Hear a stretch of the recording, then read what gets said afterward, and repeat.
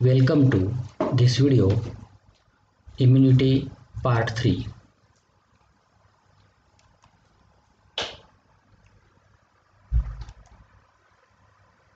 Structure and types of antibodies. Friends, हमें पता है antibodies produced from the plasma B cells, जो 2 types हैं लिम्फोसाइट्स के, टी और बी लिम्फोसाइट। तो बी लिम्फोसाइट में और उसका डिफ्रेंशिएशन होने के बाद ये प्लाज्मा बी सेल्स तैयार होती हैं। इन सेल्स के द्वारा एंटीबॉडीज़ तैयार होती हैं। Chemically antibodies are glycoproteins known as immunoglobulin. Chemically antibodies ये जो है ये ग्लाइकोप्रोटीन है और इन्हें कहा जाता है इम्यूनोग्लोबुलिन। इसका शॉर्ट फॉर्म है IG, means immunoglobulin. An antibody is a Y-shaped molecule. Antibodies contain 4 polypeptide chains. Among these 4 chains, 2 chains are longer and they are called heavy chains, while as 2 chains are shorter and they are called light chains. Hence, antibody represented as H2L2.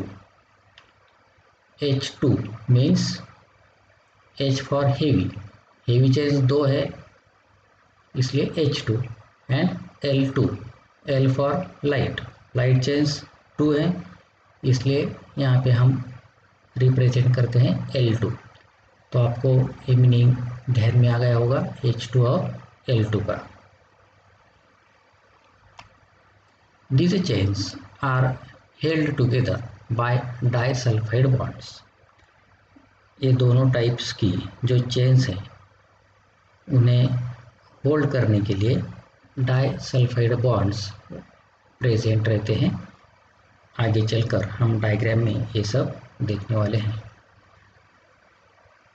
तो students, आपको ये पता होना चाहिए antibodies तैयार कहाँ से होती हैं, सब इम्पोर्टेंट पॉइंट्स हैं, उनका केमिकल नेचर क्या है, उनका शेप क्या है, उनमें कितनी चेन्स हैं, उनका रिप्रेजेंट कैसे किया जाता है और दोनों चेन्स को होल्ड करने के लिए कौन से बॉन्ड्स काम करते हैं।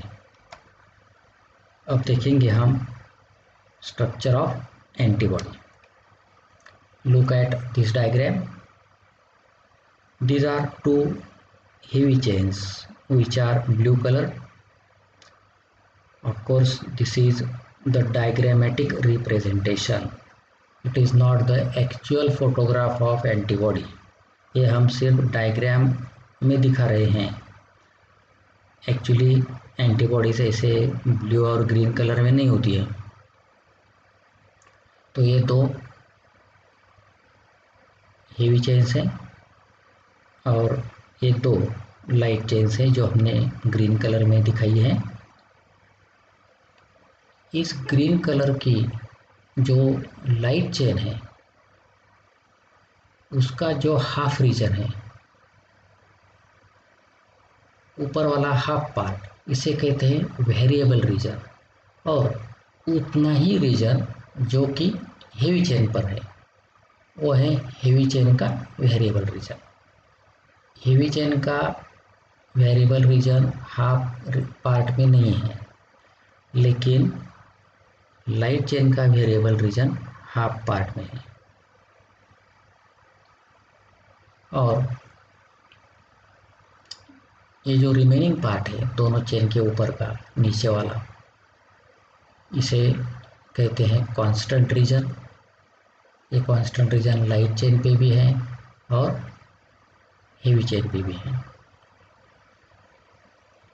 ये दोनों चेन देखिए यहाँ पे SS 2 सल्फर है इसलिए इस बॉन्ड को हम क्या कर रहे हैं, डाई सल्फाइड बॉन्ड। यहाँ पे भी SS डाई सल्फाइड बॉन्ड हमें दिख रही है। ये जो वेरिएबल रीजन है, इसका नाम ही वेरिएबल है, इसलिए यह वेरिएबल रीजन सब एंटीबॉडीज पर अलग अलग होता है। जो एंटीबॉडी, समझ लीजिए कोई एंटीबॉडी टाइफाइड के एंटीजन को अटैच करने वाली है और दूसरी एंटीबॉडी टीबी के बैक्टीरिया को या एंटीजन को अटैच करने वाली है, तो दोनों का वेरिएबल रीजन अलग रहेगा। यानी टाइफाइड की एंटीबॉडी दूसरे डिसीज़ का जो एंटीजन होता है उसके लिए नहीं चलेगी। इसे कहते हैं स्पेसिफिसिटी। स्पेसिफिक एंटीजन के लिए स्पेसिफिक एंटीबॉडी का होना जरूरी है। लेकिन जितनी भी टाइप के एंटीजेंस होंगे उतने टाइप्स की एंटीबॉडीज भी होगी। इसे कहते हैं डाइवर्सिटी। वेरिएबल रीजन पे देखिए, यहाँ पे हमने दिखाया है ये वेरिएबल रीजन पे एंटीजन को अटैच किया गया। ये जो रीजन है वेरिएबल रीजन का, जहाँ पर एंटीजन को अटैच करना है, उस रीजन को कहते हैं पैराटोप। और एंटीजन का जो रीजन यहाँ पे अटैच होगा इसे कहते हैं epitope.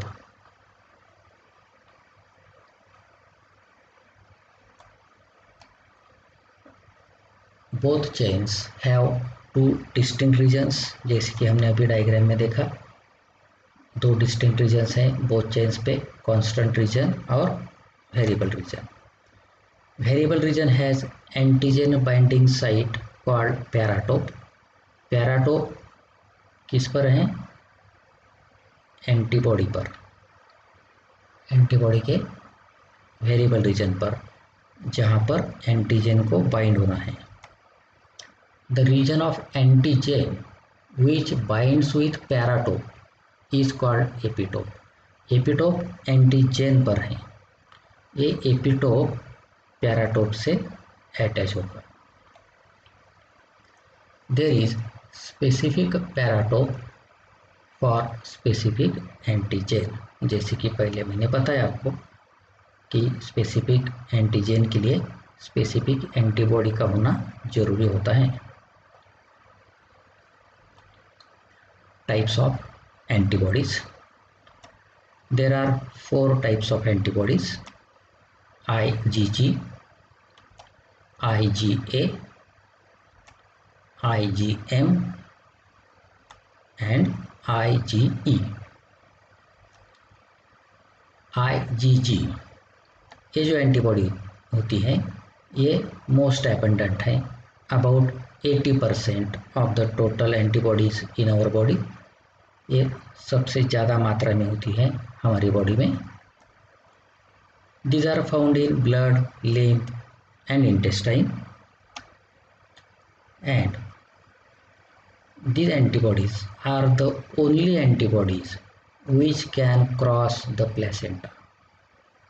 This is the important point for MCQs. IgG यह एकमात्र एंटीबॉडीज हैं जो प्लेसेंटा को क्रॉस करके मदर के ब्लड से फीटस की बॉडी में ट्रांसफ़र हो सकती हैं।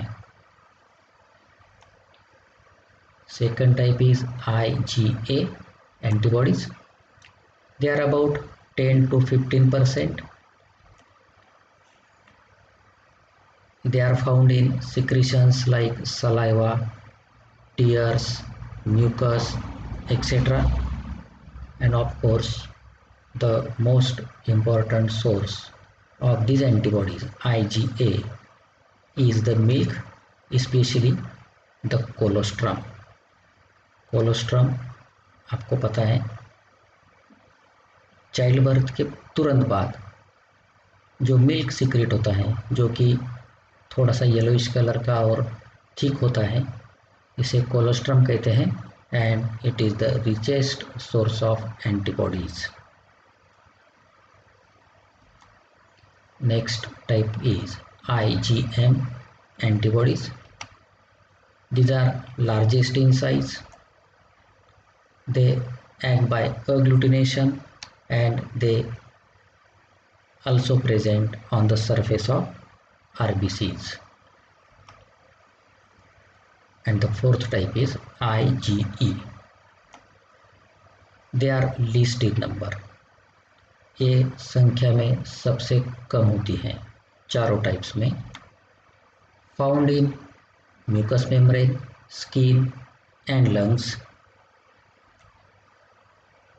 and this last point is important for our objectives. Their number increases during allergic condition. Normally इनकी संख्या कम होती है, लेकिन जब एलर्जिक कंडीशन हमारी बॉडी में निर्माण होती है तब इन एंटीबॉडीज़ की, IgE एंटीबॉडीज़ की संख्या बढ़ जाती है। Next point is vaccination. Vaccination and immunization are based on the principle of immunological memory. देखो फ्रेंड्स, हमने इसके पहले जो टॉपिक्स तैयार किए हैं इसमें हमने देखा है कि हमारी इम्यून सिस्टम के पास मेमोरी होती है, इसे हम इम्यूनोलॉजिकल मेमोरी कहते हैं। और यह इम्यूनोलॉजिकल मेमोरी तैयार होने की वजह होती है हमारी लिम्फोसाइट्स, जो मेमोरी टी सेल्स हैं, मेमोरी बी सेल्स हैं, ये दोनों इम्यूनोलॉजिकल मेमोरी के लिए रिस्पॉन्सिबल होती हैं।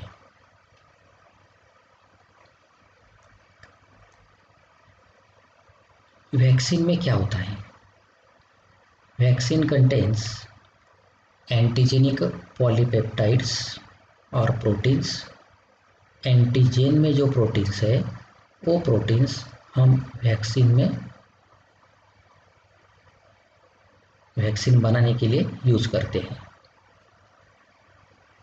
या वैक्सीन में हो सकता है एंटीजेन्स और pathogens which are attenuated, killed or weakened, killed या अटेन्यूएटेड या जो इनएक्टिव किए गए हैं, ऐसे एंटीजेंस हम वैक्सीन तैयार करने में यूज करते हैं। These vaccines then introduced in our body. Vaccines हमारी बॉडी में एंट्री करने के बाद वैक्सीन में हमने एंटीजेंस का यूज़ किया है और इसकी वजह से हमारी बॉडी एंटीबॉडीज़ तैयार करती है। एंटीबॉडीज़ तैयार होने के बाद memory B cells and memory T cells are generated. ये दोनों तरह की जो सेल्स हैं ये हमारी बॉडी में जनरेट होती है, तैयार होती हैं। और जब हमें एक्चुअल इन्फेक्शन होगा, जिस इन्फेक्शन के लिए, जिस डिसीज़ के लिए हमने ये वैक्सीन ली है, अगर फ्यूचर में ये एंटीजेंस हमारी बॉडी में आ गए तो हमारी बॉडी क्या करेगी? During the actual infection antibodies are produced quickly. Antibodies बहुत कम समय में तैयार की जाती हैं और ये एंटीबॉडीज़ ज़्यादा संख्या में भी तैयार की जाती हैं और इसकी वजह से जो इन्फेक्शन होता है ये कंट्रोल किया जाता है। यानी कि ये जो मेमोरी बी और मेमोरी टी सेल्स हैं, इनकी वजह से हमारी बॉडी के पास इम्यूनोलॉजिकल मेमोरी तैयार हो गई। और जब भी ये एंटीजन या ये पैथोजन हमारी बॉडी में एंट्री करेगा, तब ये सेल्स हमारे बॉडी में ऑलरेडी प्रेजेंट रहेगी, मेमोरी बी और मेमोरी टी सेल्स, और इनकी वजह से हम इस इन्फेक्शन को कम से कम समय में कंट्रोल कर सकते हैं। अब हम देखेंगे पैसिव इम्यूनाइजेशन के बारे में। In some infections quick immune response is required. कुछ इन्फेक्शंस ऐसे होते हैं कि इनके दौरान हमें क्विक इम्यून रिस्पॉन्स की ज़रूरत होती है, जैसे कि ड्यूरिंग स्नेक बाइट और during the disease like tetanus. तो हम क्या करते हैं, in such cases pre formed antibodies और antitoxins are introduced into the body to give quick immunological response. यह हमने पैसिव आर्टिफिशियल इम्यूनिटी में भी पढ़ा है। जो प्री फॉर्म पहले से ही तैयार की गई एंटीबॉडीज़ या एंटीटॉक्सिन्स हम इंट्रोड्यूस करते हैं हमारी बॉडी में ऐसी इमरजेंसी कंडीशंस में, जैसे कि स्नेक बाइट है, टेटेनस है। और यह ऑलरेडी तैयार की गई एंटीबॉडीज़ हैं, इसलिए हम बहुत कम समय में उस एंटीजन को इनएक्टिव कर सकते हैं। This is called passive immunization. यानी कि इम्यूनाइजेशन दो टाइप्स का है, एक्टिव और पैसिव। इससे पहले हमने जो देखा वो एक्टिव इम्यूनाइजेशन है। एक्टिव इम्यूनाइजेशन में हमने क्या किया, एक्चुअली ये सब एक्टिव और पैसिव इम्यूनिटी उस टॉपिक पर ही डिपेंड है। एक्टिव इम्यूनिटी में एक्चुअल एंटीजेंस की एंट्री होती है। एक्टिव इम्यूनाइजेशन में भी हमने एक्चुअल एंटीजेंस का यूज़ किया। फ़र्क सिर्फ इतना है कि ये एंटीजेंस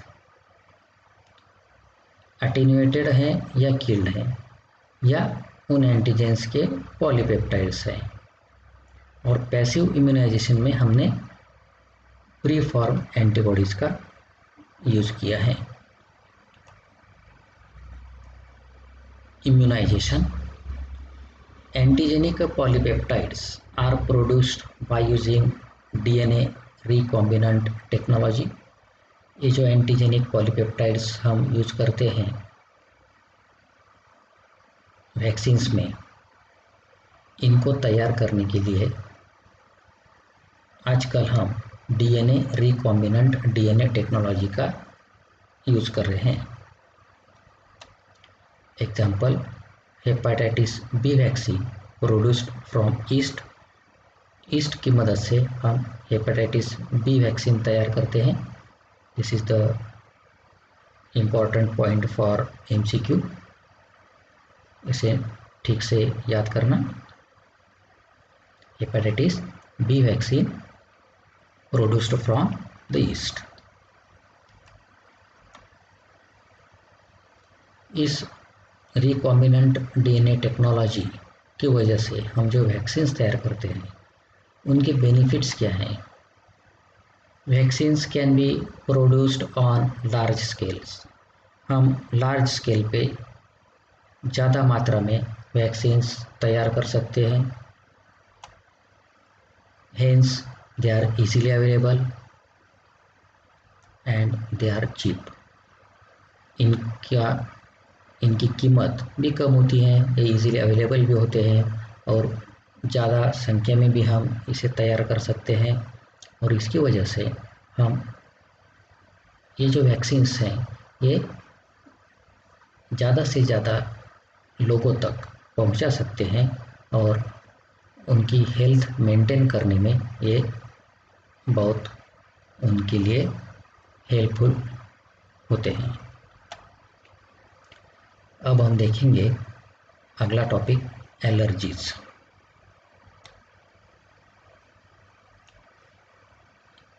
एलर्जी और एलर्जेन दोनों मीनिंग्स हम पहले जान लेंगे।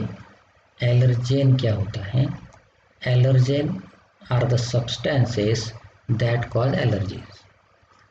जिस सब्सटेंस की वजह से एलर्जी होती है उस सब्सटेंस को कहते हैं एलर्जेन। अब हम एलर्जी का मीनिंग देखेंगे।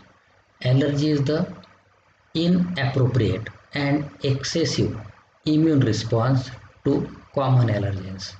कोई भी कॉमन एलर्जेंस के अगेंस्ट अगर हमारी बॉडी ज़्यादा रिस्पॉन्स देती है, ज़्यादा इम्यून रिस्पॉन्स देती है, तो उसे हम कहते हैं allergy. Common allergens are the dust, pollen या पोलन ग्रेन्स, माइट्स। ये जो माइट्स हैं ये डस्ट में, हमारे घर में जो डस्ट होती है जो बहुत दिनों से जमा हुई होती हैं उसमें कुछ माइक्रो ऑर्गेनिजम्स होते हैं, उन्हें माइट्स कहते हैं। एनिमल डेंडर, जो पेट्स हमारे घर में होते हैं, common pets are dogs and cats, और इन सम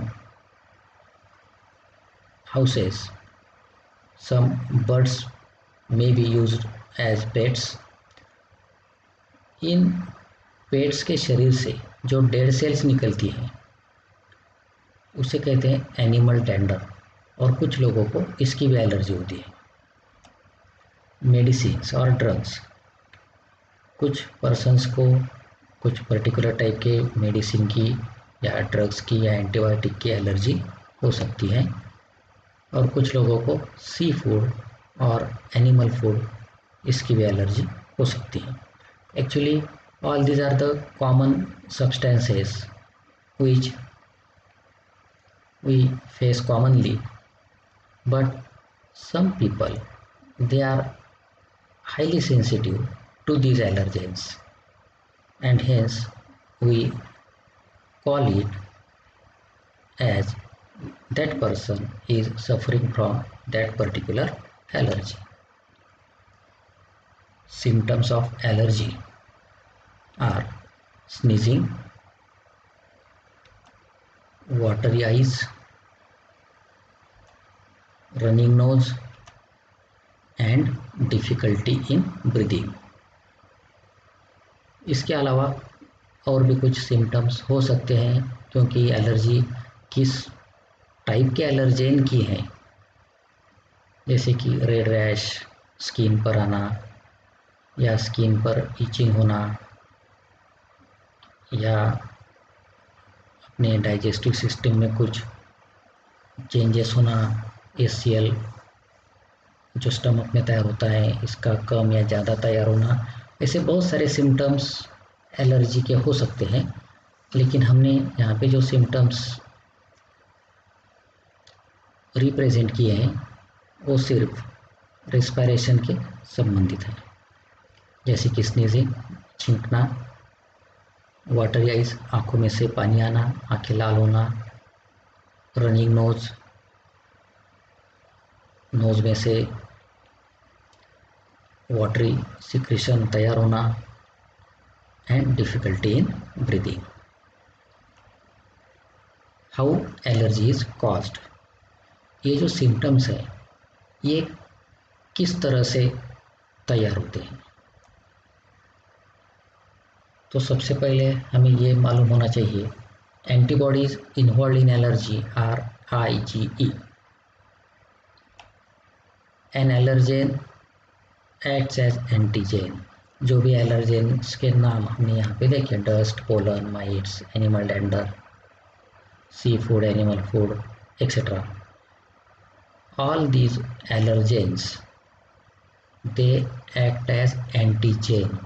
ये एलर्जेन एंटीजेन के जैसा काम करते हैं, और ये एंटीजेन के जैसा काम करेंगे तो क्या होगा, हमारी बॉडी एंटीबॉडीज तैयार करेगी। when such allergen enters in body, IgE antibodies are produced।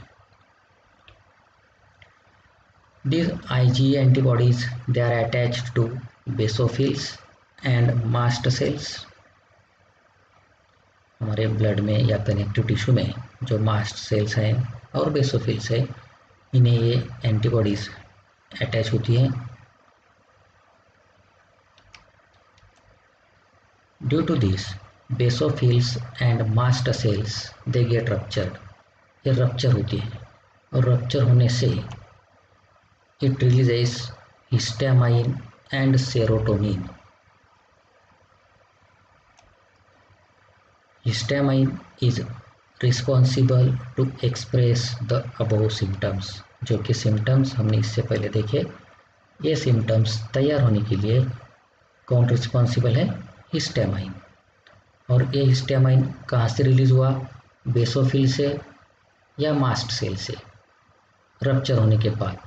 लेकिन ये रप्चर क्यों हुई? क्योंकि इन्हें कौन अटैच हुआ? IgE antibodies along with that allergen, that is the antigen. How to check allergy? जिस व्यक्ति को एलर्जी होती है उसे कौन से एलर्जेन की एलर्जी है, यह हमें ढूंढना होता है. The person exposed to possible allergens in small doses. उस व्यक्ति को एक्सपोज किया जाता है एलर्जेंस को,